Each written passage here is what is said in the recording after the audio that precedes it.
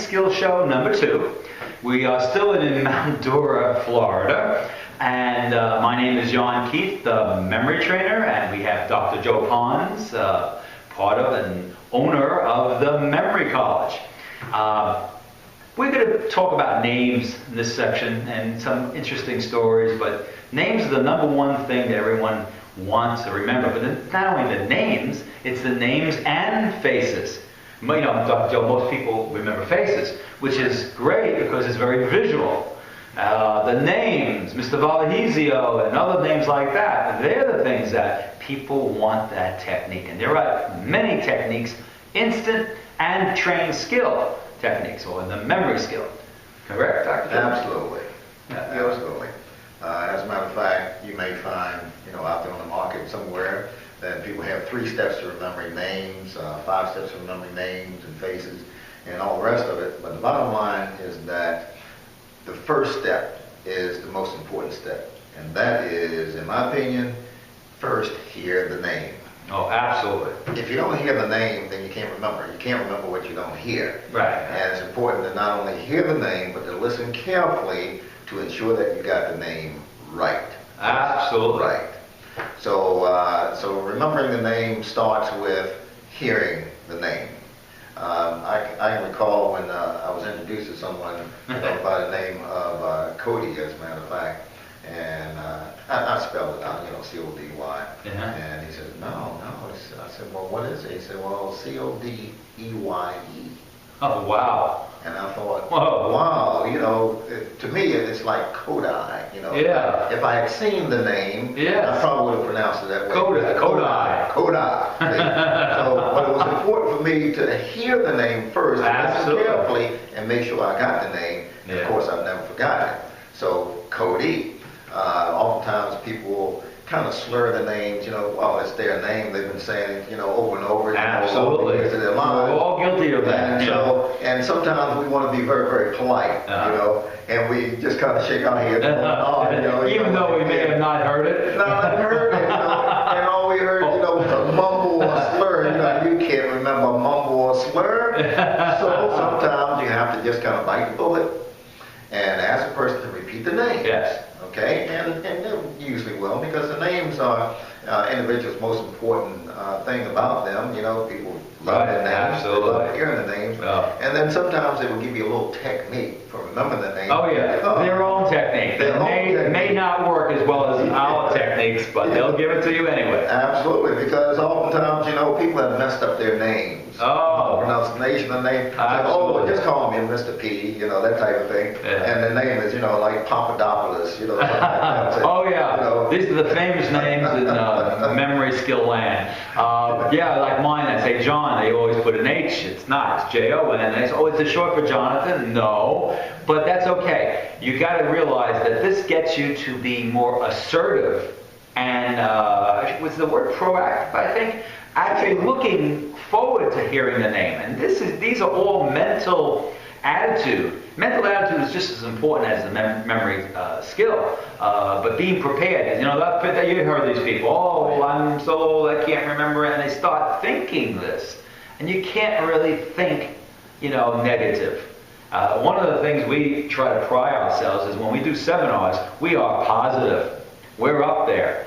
And that's the way it is, because you're learning a skill you'll learn or use forever. And that's a pretty big responsibility on both our names and our things. But getting back to the names, absolutely. You have to hear that name, no matter if you're in a social setting, or a crowd, or a convention.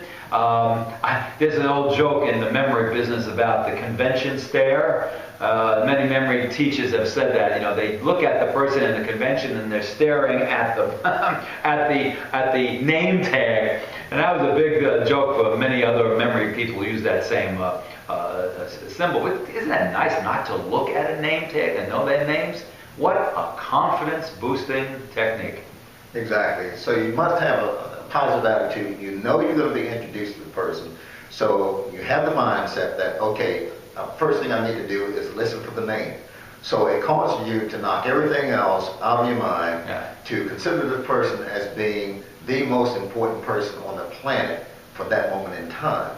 So you eliminate everything else from your mind. You focus, you concentrate on listening, paying attention to that name because you want to get it just right. Right. I never look at a person's name tag. I've gotten out of the habit of even doing that. Right. Sometimes, they'll kind of humor me and say, well, here's my name right here. And I just share with them that, well, I'm visually challenged, and, which I am somewhat, see, but I just tell them I'm visually challenged, and if they wouldn't mind, just humor me and just say their name.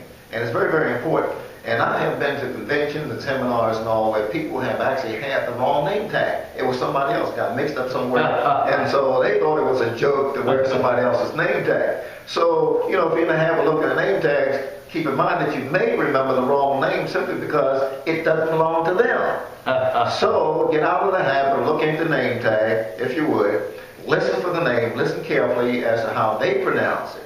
Repeat the name if you needed to, but the most important thing is to make sure that you've heard it and heard it correctly. Oh, yeah. Then if later on you want to take a look, at the name tag, find to kind of reinforce the name that you heard, then do so. But rule number one in anybody's book is to first be sure to hear the name. Yeah? Absolutely. And there's another thing. When you hear the name, I always say these are instant tips. Again, in later shows, we may get into the nitty-gritty of the skill, but the instant tips can help right now. Spell the name in your mind's eye. And you know what the mind's eye is. It's the video screen, like here, in your brain. I dare everyone not to think of the Eiffel Tower in France. And what happens? You are thinking of it. That's the screen you use. So if you say Mr. Vallehisio, and you say, oh my, I cannot spell it. Don't worry. Try to spell it in your mind's eye, and you'll have a better time remembering the name.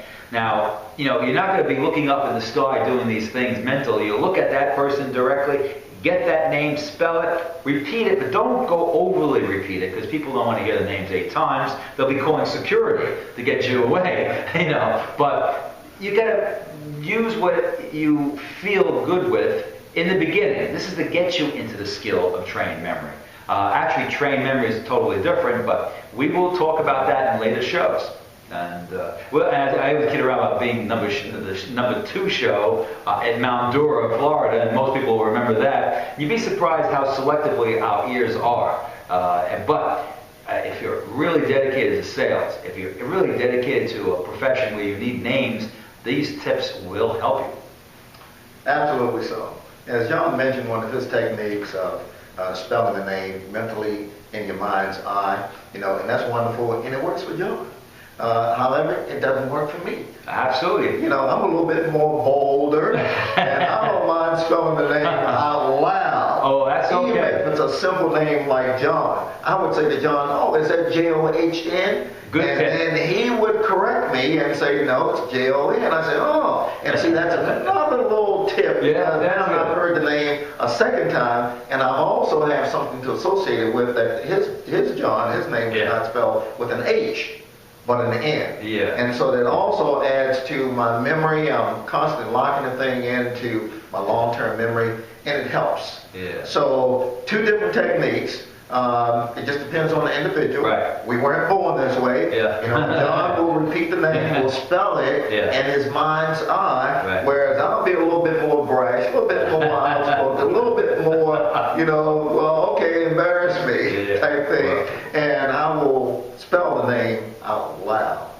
Well, if he says Cody, he's going to really, no, I'm just teasing. But the thing is also, when we use the words like association, you use your definition of how to associate. Later in the series, we're going to tell you the correct way to associate. So just do whatever feels good with you. We're giving you a lot of tips. You may want to replay this video. But names and faces are extremely important. Business, social life, it is so important. Deals. I've heard $1 million deals go sour because the gentleman involved or the woman involved didn't remember the name of the principal person.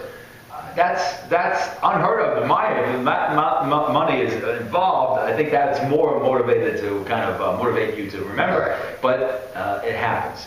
So you got to breathe, take a deep breath. use the techniques, which are simple. Spelling, saying it aloud, as I said before, don't go over and over and over. They'll think there's something wrong with you. But these are things that get into your short-term memory, and we're not going to get too technical here, just to get it into your memory so you can remember the name. Faces are easy because most people remember faces because they're visual. We're not worried about that. And by the way, when you get into the skill in memory training, and when we get into the later series, you'll see your observation increase. In fact, you probably are going to see an increase in observation using these tips. I mean, you say, oh my God, I remembered seeing that on the floor, in the corner someplace. Oh, and you say, I would have noticed that before. And you'll see things like that. Even the small tips enough to make a big difference. And if you can remember 5% more of names and faces, some people think that's a miracle, you know. So anyway, anything else you want to say? No, we're good. We're pretty good, yeah. Well, again, if you want to contact us, you can look at the credits at the end, or go to www.memorycollege.com or www.memorytrainer.com. There will be full contact information at the end. And give us a call, and we'll help you. But stay tuned for other shows, the Memory Skills Show, and it will be a very good experience, and we're going to help people out there of all ages. So again, I guess this is John Keith, the Memory Trainer, and Dr. Joe Barnes, and until next time. Until next time, great. Thank you.